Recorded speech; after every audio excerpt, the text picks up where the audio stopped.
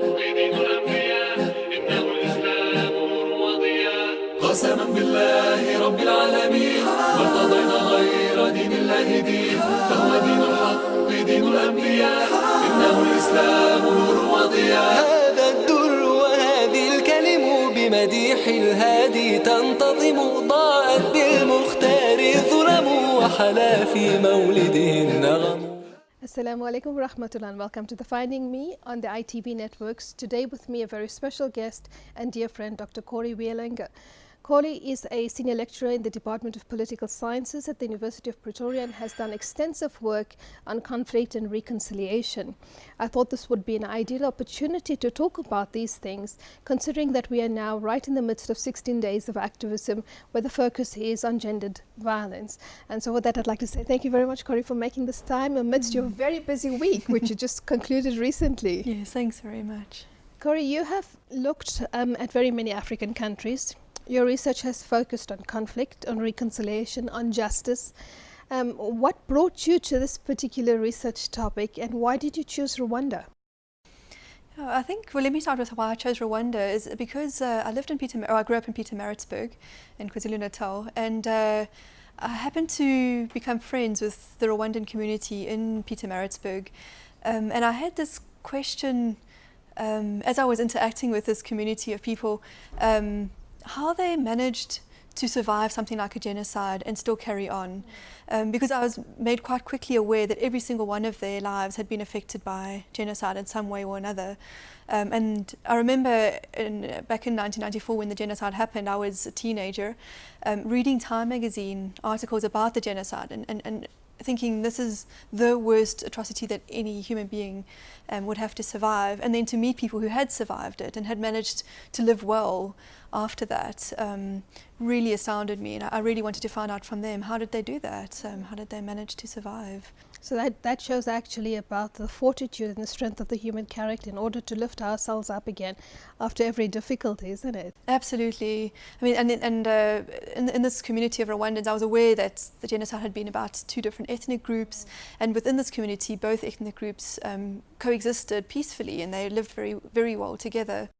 And then suddenly one day you wake up and you hate each other and you're enemies. It's strange, isn't it? Yes. Yeah. Well, I guess these people weren't directly involved in the violence or hating one another, but absolutely. I mean, it was, I was really curious to understand. And I'm curious as well, because if you look at what's happening in the MENA in the Middle East, and if you look at in Iraq, where you have communities of Shias and Sunnis living together for the longest time, and suddenly, just overnight, they become these most, ardent enemies of each other. Like, how is this hatred fermented? What stokes this kind of violence where you turn neighbor turns on neighbor, family turns on family? It is so difficult to understand. I remember speaking to my friends in Pietermaritzburg, and some of them saying, the only explanation that made sense to them was that these people were on drugs, or that the devil had done it, or because it felt like it defied logic. But of course, there's a lot of explanations that have emerged in the literature around political issues, economic issues, and then what I've been quite interested in is the interpersonal reasons why people engage in violence, and often it's really out of desperation, poverty. I don't want to blame poverty or say that people that are poor are necessarily violent at all, but certainly there were many examples of people sort of at a low level participating in genocide in terms of perhaps stealing a cow or taking a neighbor's house or things like that, that weren't doing it for political reasons but were purely doing it for economic reasons or to settle a score that had nothing to do with the political situation at the time. So I think it's extremely complex. I think it's an interplay of national and personal. So how do you shift away from the single narrative? The one narrative of, say, for instance, that Hutus hate Tutsis or Tutsis hate Hutus, and that's why they're doing this, but that there is so many others. The reason I ask, because if you look at it, it's a parallel narrative to what's happening in the Middle East. Shias hate Sunnis, Sunnis hate Shias, and that's the only narrative that you hear. But I mean, all the other factors that you exactly spoke about, and especially the geopolitical context, is usually sidelined.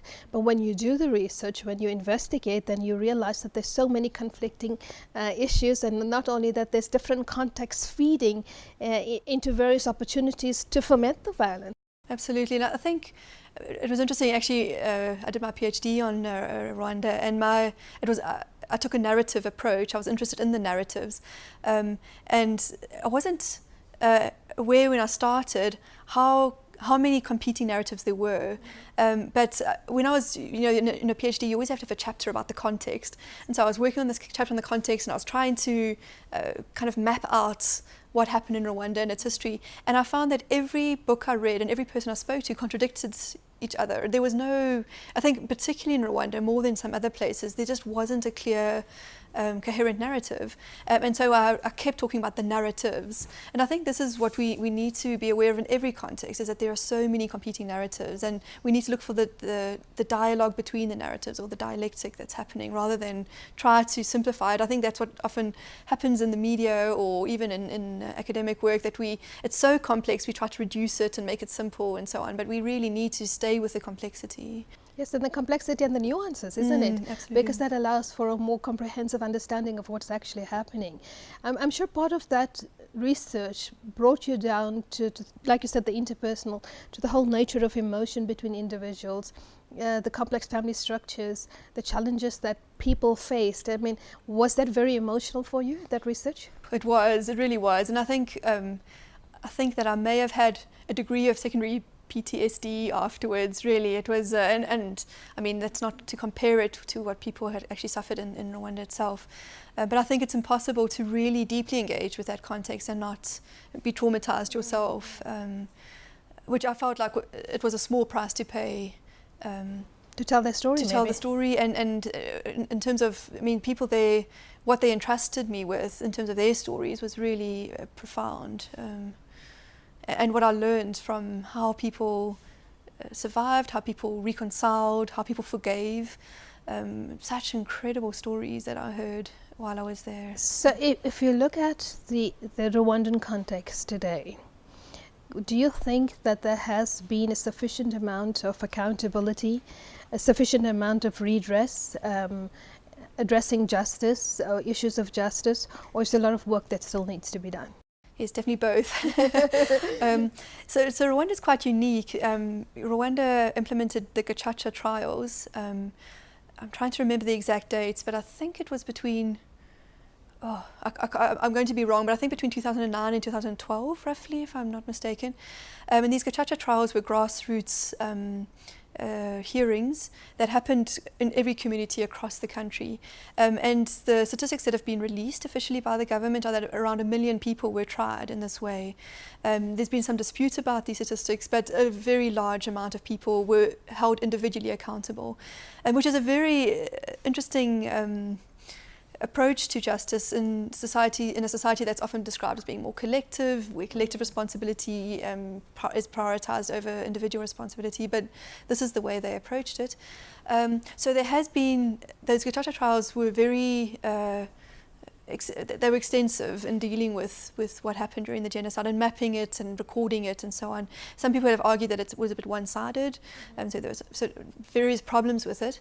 But beyond that, I often feel, and beyond that, nationally, there's been all sorts of processes that have been put in place. There's been the implementation of the National Unity and Reconciliation Commission, which is a permanent constitutionally supported commission that's doing all sorts of work.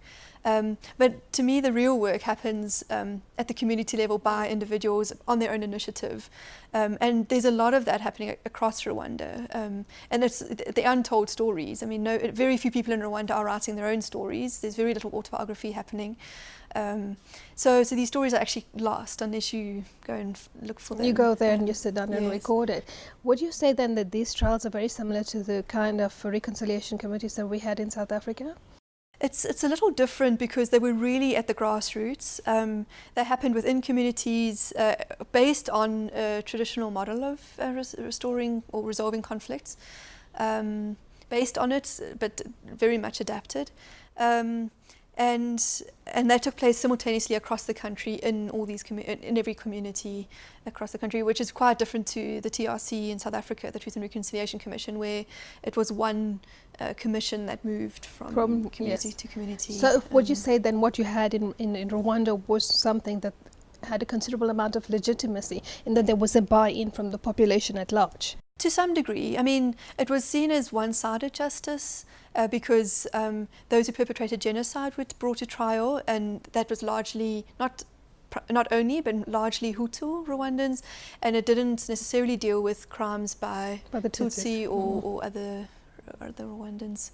So it had quite a high level of legitimacy to some degree, but there were political reasons maybe why it didn't. In assessing the full story and looking at accountability, to what extent is the state then held accountable? Because individuals, yes, but at the end of the day, most of these who perpetuated the crimes come from some organ or some kind of support from an organ of the state. So was the state held accountable, or has the shift just been on the individuals? Yeah, I mean, the state has been largely, or state actors were largely held accountable through the International Criminal Tribunal for Rwanda, which in itself was quite controversial because I know there were a lot of different positions, but I think the Rwandan government felt like they would have liked to have held on to that process themselves, and it became an international process. So there were pros and cons. A lot of important things came out of the ICTR, which I think is still ongoing, including around some of the international legislature around gender and gendered crimes emerged from the ICTR processes. So the state actors have been held accountable, but as you know, these international tribunals take very long, and very few people have been, what's the word? Brought to justice, yeah. And at great expense, great cost. Okay, so we're going to a break. When we come back, I would like to just talk about the gendered concept a bit more in terms of violence and the research that you've done in your comparative research across the different countries. We'll see you after the break. بمديح الهادي تنتظم ضاءت بالمختار ظلم وحلا في مولده النغم بمديح الهادي تنتظم ضاءت بالمختار ظلم وحلا في مولده النغم. Assalamu alaikum wa rahmatullah, and welcome to Finding Me in the ITV networks, the second segment of my interview today with Dr. Cori Wielenga, and we're talking about violence and conflict. Well, her focused research was on Rwanda, but now adapting the lessons from there and to bring it home to South Africa. And Cori, there has been a lot of conflict in the African continent. Perhaps the greatest victims are always the most vulnerable, that being women, children, and the elderly. Did you see that also in Rwanda? And what lessons can you take from there and bring it home to South Africa? Also, a country struggling with gendered violence, where a woman is raped every few seconds.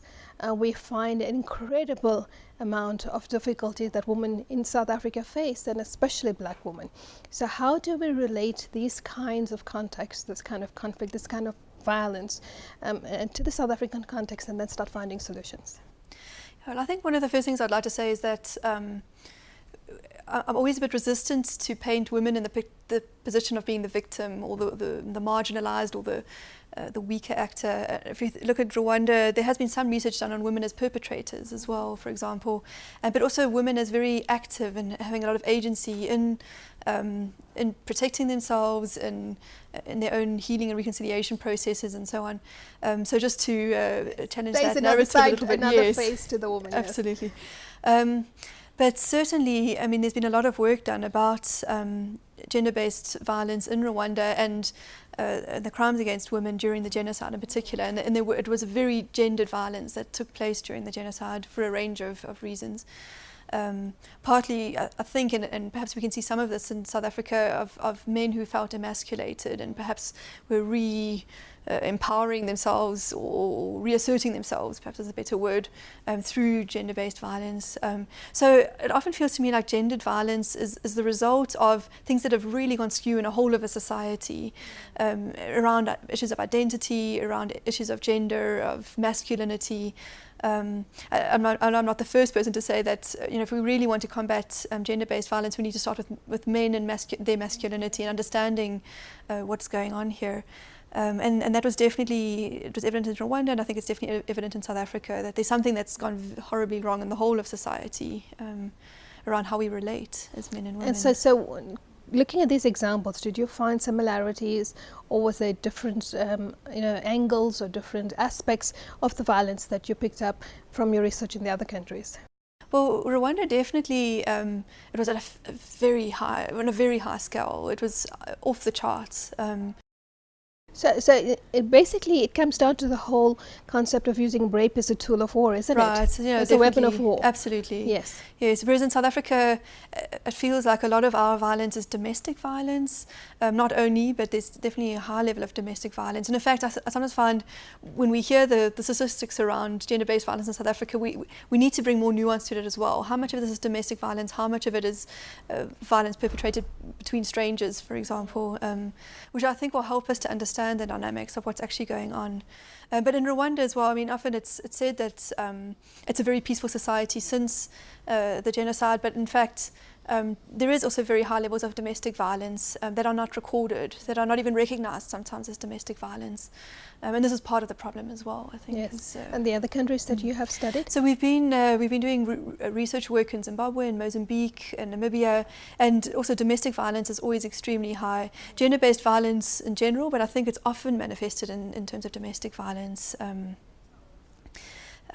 Sometimes it's also women against men, so we can't completely exclude that. But this extent of domestic violence it's also a result of a multitude of factors that pushes this kind of violence to the fore, isn't it? If you look at poverty, if you look at the historical injustice that the communities have faced, if you look at the difficulties that many of them find themselves in, lack of education, lack of employment, etc., all of these together, I think, would then manifest in a way, not that it doesn't happen in the upper classes or amongst wealthy people.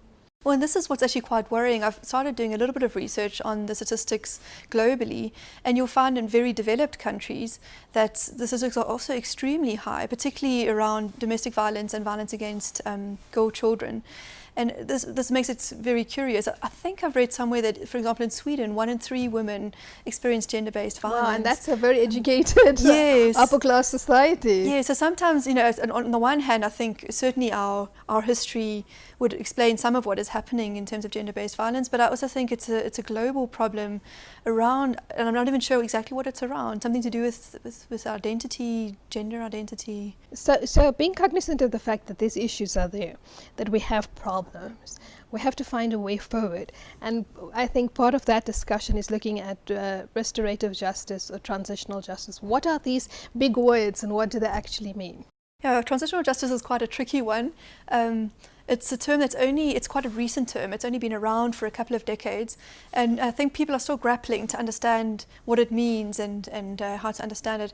Generally, transitional justice has been to describe countries that are transitioning from, for example, a dictatorship to a democracy, as in the case in Latin America, or from a period of mass violence to a period of peace. But some would say that the transitional justice project has become a bit of a has been hijacked perhaps by donors, so that they're now trying to replicate what happened in South Africa with our Truth and Reconciliation Commission and implement truth commissions all around the world. So in that case, are you saying that the transitional justice is focusing more on the perpetrators' justice, getting justice for perpetrators and not looking at the victims? It's looking at the victims. I mean, it's really trying to be victim-centered, but it's not always responding to a particular unique context. Every country has a unique context, and I think a truth commission isn't always the truth. This is one of the questions in South Africa: does the truth lead to reconciliation? And that question was never answered. Is the truth enough? Is there a direct link? And many of these communities, the work that I'm interested in is what resources already exist within communities to resolve conflicts. And the danger is when you restore or resolve conflicts at a national level through something like a truth commission, does it really change the dynamics of individual communities where the violence continues to happen? So there might be peace in a country, and the country might be seen as being democratic, but the domestic violence, the gender-based violence continues because the dynamics in a community haven't It's not been addressed, yeah. And the only people who can change that are the people in those communities. And do you think that part of the problem is because we don't actually define peace, where we limit ourselves to believe that peace is only the absence of conflict? And direct violence, Yes, absolutely, yeah. absolutely. I know there are some people working on projects around everyday peace and asking communities, what is peace for you, and then using that as an indicator of whether peace is growing. I think we really need to start working more around those kinds of ideas because we can have this. I think the international community and donors and so on are quite quick to declare peace in a country because it's to their advantage for all sorts of political and financial reasons. To claim success, Yeah, absolutely. And to say, negotiation process has worked or so on. But really, until the communities are functioning as they need to be. Would you say that the problem here again is also a form of infantilizing these communities, believing that they are not capable of doing it on their own, and that is again, a continuation of the colonial mentality to say that the blacks are just not capable, or that their systems and their structures are not functional, that they do not have a history of such kinds of methods and systems to bring about peace for themselves, and so we have to impose onto them exactly as we have to impose a democracy on them, or we have to impose a legal system upon them. Absolutely. I mean, I think there's been a huge emphasis on getting the democratic institutions functioning without understanding how communities are governed. And our findings, not even so much in South Africa, but certainly across Southern Africa and perhaps into Central Africa, is that communities are governed they have their own governance systems that are completely different from the democratic institutions that we're perhaps most familiar with. And that these systems, with all their flaws, they're certainly not perfect, function and have legitimacy and are integrated into how the community operates. And so we need to understand those, and we need to support those in order to bring about peace, reconciliation, to really resolve conflicts at the heart of the matter. So there's another concept now. So we've talked about transitional justice, but there is another concept which perhaps carries a bit more weight, and that is restorative justice. What is restorative justice, and does it have meaning for South Africans? Yeah, it's another term that I've really grappled with, because some of it's had different origins, but it's definitely been appropriated by the global north, and so it's become a bit of a term that's being used as seen as an alternative dispute resolution mechanisms, and specifically in the prison systems when people are looking for alternatives in the justice systems. So it often, the way that restorative justice is described, in my opinion, misses some of the things that happen at the community level. So I would rather talk about African restorative justice, perhaps, or indigenous restorative justice. And what would that entail? It would entail, it goes beyond simply being victim-centered or being about the interpersonal relationships, which is what restorative justice is about, and restoring people into the community, which I think is important. But African justice, for example, could be retributive. There could be forms of punishment, for example. But it also goes beyond that there's a spiritual aspect to it. And what we're finding is that cleansing rituals, for example, are absolutely central to how justice is practiced across the continent. For example, the slaughtering of a cow, or acknowledging those who have gone before us, the ancestors, and those who are yet to come. So there's a sense of a far more cosmological sense of personhood beyond just the you and I. It's also about those who were and those who are to come, and in fact those who are to come are the ones who are going to carry the burden of the conflict if we don't resolve it.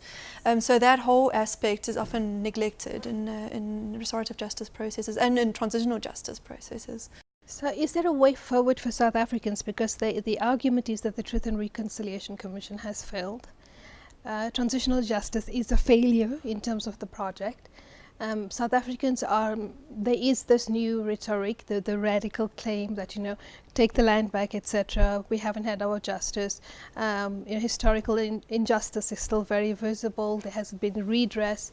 In your opinion, to prevent what we saw in Rwanda, or to prevent the magnitude or the scale of violence that we've seen in some of the African countries from reaching our shores, what is a way forward for South Africans? It's a very challenging question.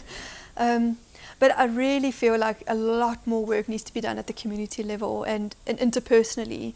It feels to me like quite a lot has been attempted at a national level, probably not enough. But it's the work between people, the day-to-day.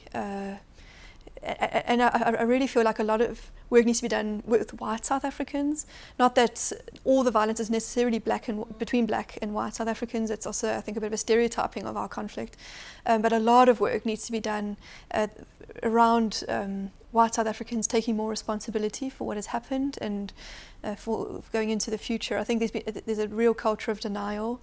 And a lot of work needs to be done at the community level. Also in communities between black South Africans, where there's a lot of divisions around what happened Also in the past. ethnic identities, isn't it? Ethnic identities, but also political identities, people who were maybe a sellout during apartheid, people whose family is seen as colluding with the apartheid government, and those kinds of rifts in society, in communities are really dangerous, I think.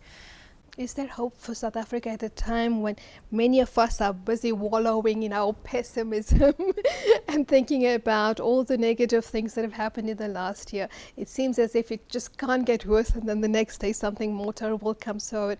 But I think perhaps worse than the economic, slaughter would be human slaughter, and we want to avoid that. Are you pessimistic or are you optimistic for a better future? I'm not sure, but I do know that there have been critical moments in South Africa's history where people have been very pessimistic, and we've pulled through in amazing ways. And I think we have incredible people who are willing to put a lot on the line and to pay a very high price for taking our country forward. And I put my hope in those people, and I'm hoping I'll be one of them that will join when that critical moment comes, that people like us can shift things. Yeah. Okay, so as we're focusing on turning around, leave us with your parting words. Well, I really think it's up to every single person to turn things around. I mean, I think we've got to stop, and I'm sorry if this is a bit of a cliche, but stop looking at what the government's going to do or stop looking at what other people are going to do. It's really every single one of us. And I think it's every single one of us in our daily lives. How are we talking to the petrol attendant? How are we engaging with the domestic worker? How are we talking to our colleagues at work? Who are we inviting for lunch on a Sunday? We need to be building these relationships on a daily basis. We have the ability on a daily basis to build the country that we want, and I really think we need to do that, and urgently. So thank you very much for sharing that, and I think perhaps I would like to leave on this, that building a better South Africa is about building better relationships and recognizing the humanity of each and every South African. I think that would be the take-home message. Thank you, Cori. Thank you for sharing this time. Fi amanillah, wassalamu alaikum wa rahmatullah.